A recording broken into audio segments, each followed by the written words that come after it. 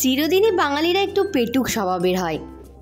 সেই বাঙালির একদম পছন্দের একটা ঝরঝরে পোলাও রেসিপি নিয়ে আজকে আবার হাজির হয়ে গেছি।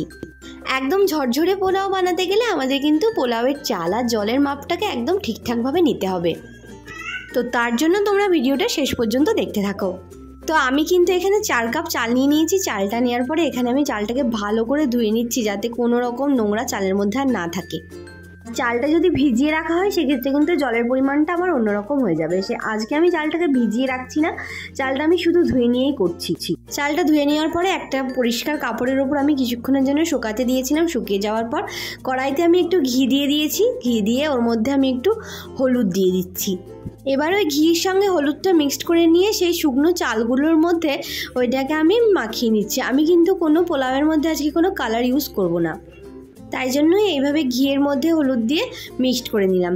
তারপর আমি এর মধ্যে একটুখানি আদা বাটা, একটু গরম মশলাগুলো, গোলমরিচের গুঁড়ো ছড়িয়ে নিয়ে ভালো করে চালটার সাথে মাখিয়ে নেব।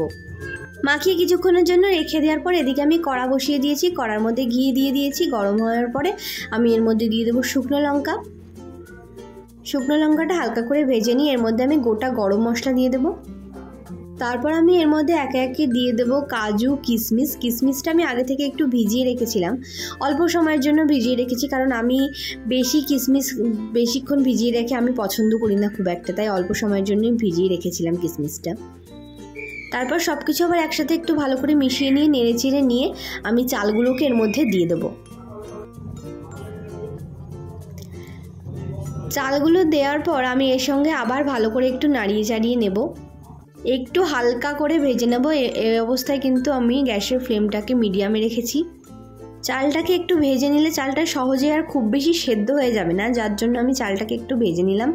তারপর আমি এর মধ্যে একটু তেজপাতাও দিয়ে দিয়েছি। এরপর কিন্তু দিয়ে দেবো জল। জলটাই কিন্তু আসল, জলটা ঠিকঠাকভাবে না দিতে পারলে কিন্তু কিছুই হবে না। আমি যেহেতু চালটা ভিজিয়ে রাখিনি আর যেহেতু আমি 4 কাপ জল নিয়েছি, তাই এখানে আমি 8 কাপ জল ইউজ করছি। 8 কাপ জল আমি এখানে পুরোপুরি দেখাতে পারিনি ঢালাটা, আমার যেহেতু বাটিটা ছোট বলে ধরছিল না, কিন্তু আমি এখানে 8 কাপ জল ইউজ করেছি। তারপর আমি এর মধ্যে চিনি, লবণ একটু মিশিয়ে নেব। সব কিছু দেওয়ার পর একটু ভালো করে নাড়িয়ে চাড়িয়ে নিয়ে কিন্তু ঢেকে দিতে হবে। মিডিয়াম টু লো ফ্লেমে এটাকে আমরা 10 মিনিট হতে দেবো। ঠিক ঘড়ি ধরে 10 মিনিট পর আমি এটাকে খুললাম, দেখো প্রায় হয়ে এসছে। এখনও কিন্তু এটা হালকা জোলো জোলো আছে, কিন্তু এটা কিন্তু আস্তে আস্তে টেনে যাবে। এবার পোলাওটাকে আমি হালকা হাতে একটু নাড়িয়ে চাড়িয়ে নেব।